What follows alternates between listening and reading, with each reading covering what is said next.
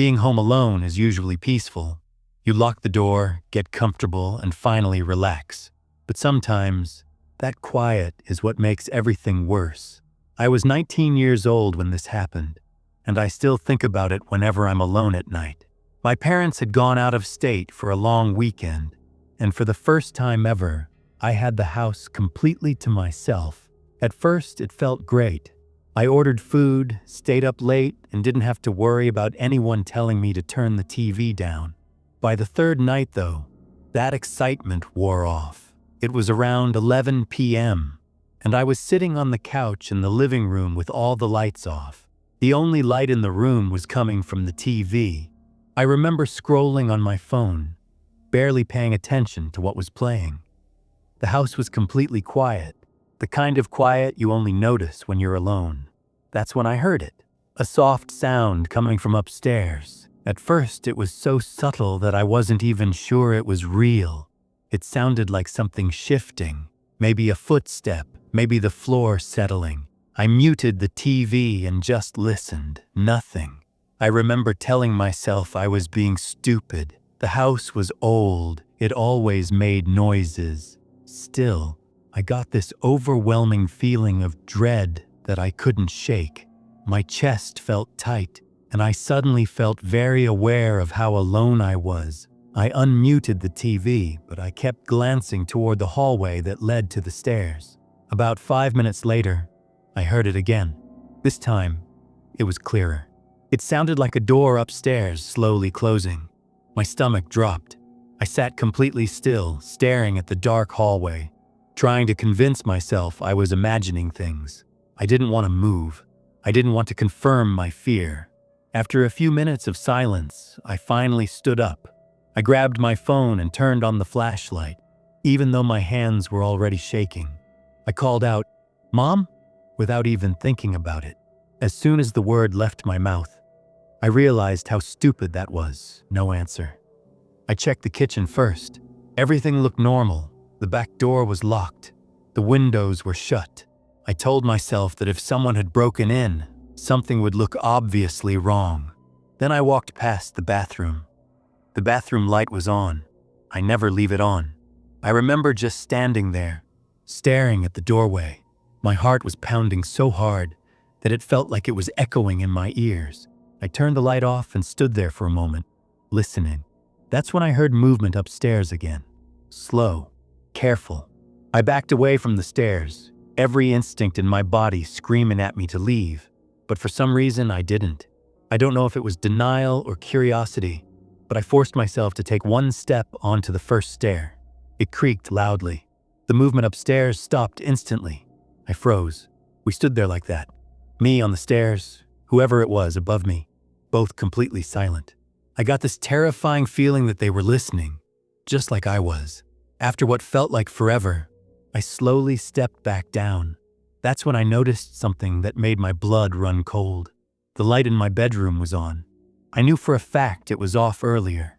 I specifically remembered turning it off because I had complained to myself about how dark the hallway was afterward. I didn't go upstairs. I quietly grabbed my keys from the counter, unlocked the front door, and stepped outside as calmly as I could manage. As soon as the door closed behind me, I ran to my car. I locked the doors and sat there shaking while I called the police. They arrived within 10 minutes and went through the house with flashlights. I watched from outside as they checked every room. They found no one.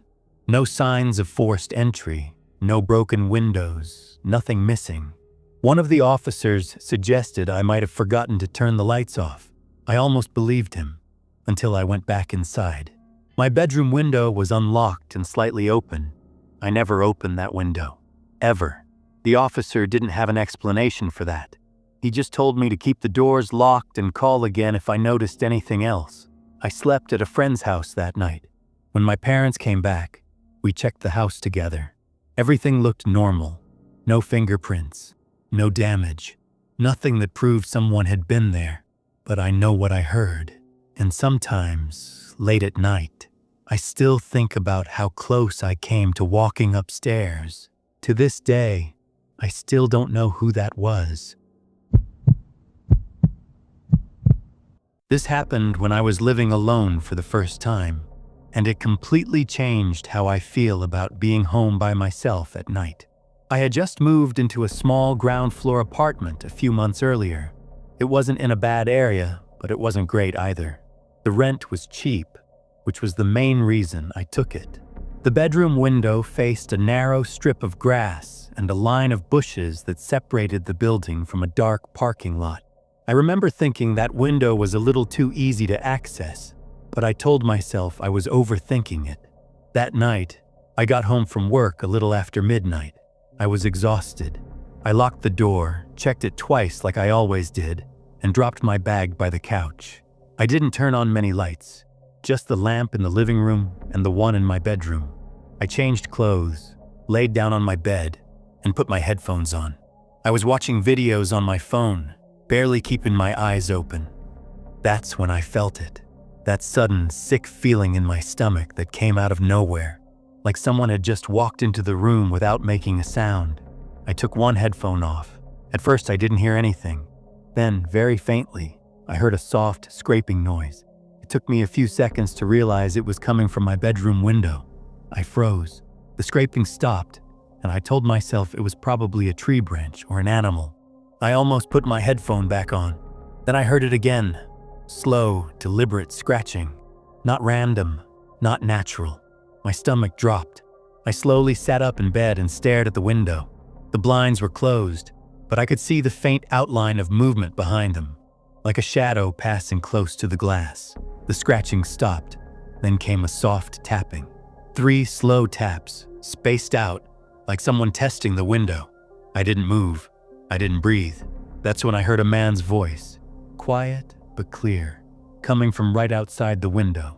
"I know you're awake." Every hair on my body stood up. I got this overwhelming feeling of dread, and my mind went completely blank. I slid out of bed as quietly as I could and locked my bedroom door. I didn't even remember deciding to do it.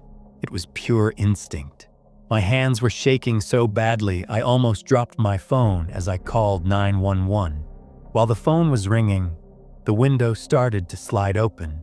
I heard the screen being lifted and set down gently on the ground, like whoever was doing it didn't want to make noise. The dispatcher answered, and I whispered what was happening, barely able to get the words out. That's when I heard footsteps inside my apartment. Slow footsteps. They weren't rushed. They weren't heavy. They sounded calm, like the person had all the time in the world. I crouched on the bathroom floor with the door locked, holding my phone with both hands, listening as the footsteps moved from room to room. I could hear drawers opening, cabinets being checked. Then the footsteps stopped outside my bedroom door. The handle moved, very slowly. I froze completely. I couldn't even bring myself to breathe. The handle stopped moving after a few seconds. Then the footsteps backed away. I heard them move toward the front of the apartment, then pause. That's when the dispatcher told me the police were close. Seconds later, I heard the front door open and close. The police arrived and cleared the apartment. The window screen had been removed perfectly and placed against the wall. No damage. No fingerprints they could use. They told me this wasn't random. The man likely watched my routine and waited until he knew I was alone. I didn't sleep there that night. I moved out 2 weeks later, but what still bothers me the most is something one of the officers said before he left. Whoever it was knew I was awake. Even now, I can't sleep without checking every window at least twice. This is the one that still affects me the most, because it wasn't random. Whatever happened that night felt planned.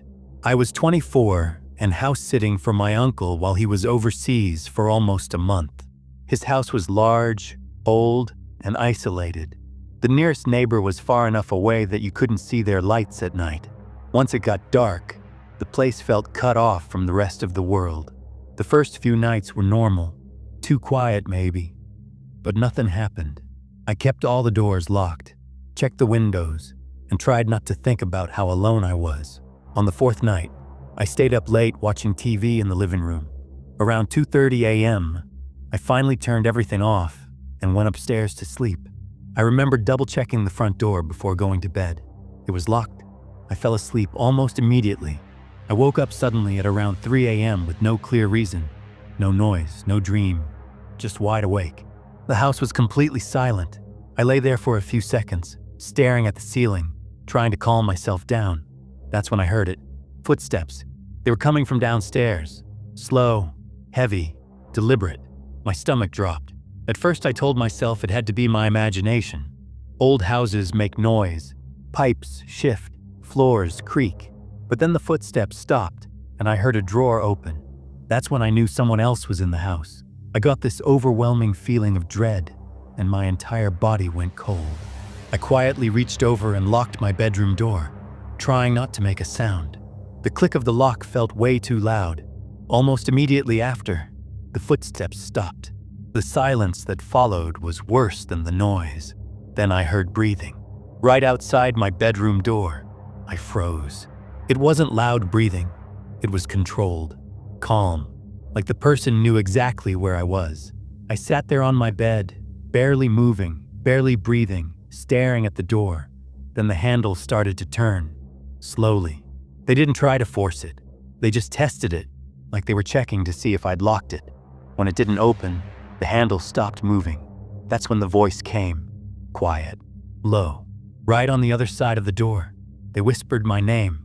My stomach dropped so hard it felt like I was going to be sick.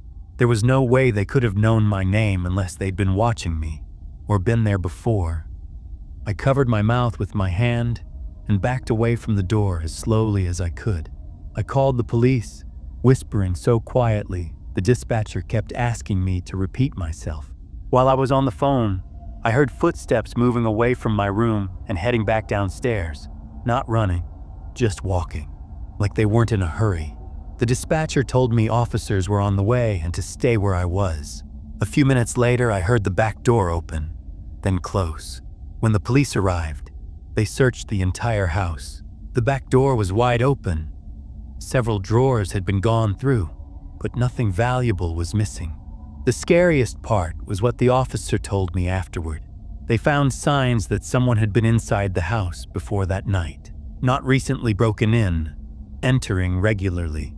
There were footprints outside near the back door and a window that had been quietly tampered with days earlier. Whoever it was wasn't there to steal. They were waiting for me to be alone.